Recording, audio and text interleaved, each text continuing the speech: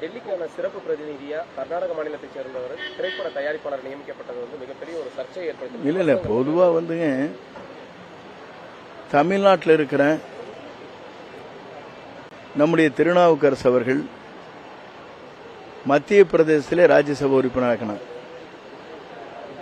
அப்ப யாரும் சொல்ல, மத்திய பிரதேசத்தில் நம்முடைய தமிழ்நாட்டை சார்ந்தவர் ஒரு பிரதிநிதியாக போட்டிருக்கிறார் மத்திய பிரதேசத்தில் யாரும் கேட்கல. கேட்டாங்களா?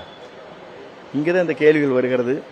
இந்தியாவிற்குள் எங்கு வேண்டுமானாலும் நாம் மதம், மொழி, ஜாதிகளுக்கு அப்பாற்பட்டு மாநிலத்துக்கு மாநில ஒற்றுமையாக இருக்க வேண்டும் என்பதுதான் நம்முடைய நோக்கம். ஆகவே இதிலே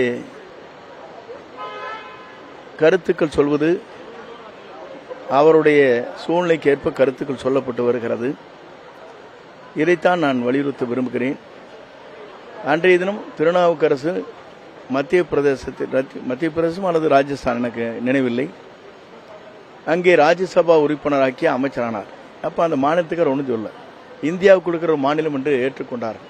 ஆகவே ஒவ்வொரு முறையிலும் நாம் எடுத்துக்கொள்கிற நிலையை பொறுத்தான், மனநிலையை பொறுத்தான் இருக்கிறது. திரைப்பட தயாரிப்பாளர் இல்ல, திரைப்பட தயாரிப்பாளர் இல்லை, அவரும் இந்த நாட்டினுடைய குடிமகன் தானே. இல்ல இல்ல இல்ல இல்ல இல்ல இல்ல இல்ல இல்ல பொதுவா வந்து இல்ல இல்ல முதலமைச்சர் என்ன நினைக்கிறாரோ அந்த கருத்துக்களைத்தான் வெளியிட முடியுமே தவிர தனிப்பட்ட முறையில் நம்ம டெல்லி பிரதிநிதிகள் தங்கள் கருத்துக்களை சொல்ல இயலாது. இல்ல இல்ல ஒரே வரையில் சொல்லிட்டு ஒரே வரையில் சொல்லிட்டு பாருங்க, முதல்வர் என்ன நினைக்கிறாரோ, என்ன கருத்துக்கள் வெளிப்படுத்த வேண்டும் விரும்புகிறாரோ அதை தவிர டெல்லி பிரதிநிதிகள் மற்ற கருத்துக்கள் சொல்வதற்கு இதுவரையிலும் வாய்ப்பில்லை. அதுதான் நடைமுறையாக இருந்து கொண்டிருக்கு. இல்ல இல்ல தகுதி இல்லை, இல்ல இல்ல அப்படி இல்லை இல்லைங்க, அப்படி இல்ல இல்ல அப்படி அல்ல. ஒருவரை தேர்ந்தெடுத்த உடனேயே தகுதி இவருக்கு இருக்கிறதா இல்லை இதிலே இல்லையா என்ற கேள்விக்கெல்லாம் நம்ம பதில் சொல்ல இயலாது. தகுதி வாய்ந்தவர் எல்லா இடத்திலும் இருப்பார். இப்போ அரசியல் இருக்கிறவங்க மட்டும்தான் தகுதியும் கிடையாது. இதை விட ஆற்றல் மிக்கவர்கள் நல்லா சோசியல் சர்வீஸ் பண்ற எத்தனை பேர் இருக்காங்க. அவங்க வந்து முன் வரதில்லை, அவ்வளவுதான்.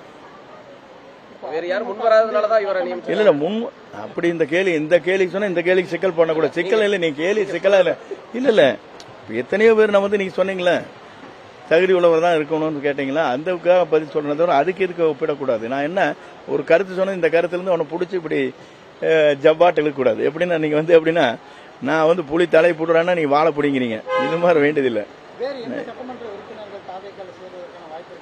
நீங்க இன்னும் கொஞ்சம் வெயிட் பண்ணுங்க. பிளே ஸ்டோர் மற்றும் ஆப் ஸ்டோரில் இருந்து பாலிமர் செயலியை QR கோடு மூலம் பதிவிறக்கம் செய்யுங்கள். செய்திகளை உடனுக்குடன் பெறுங்கள்.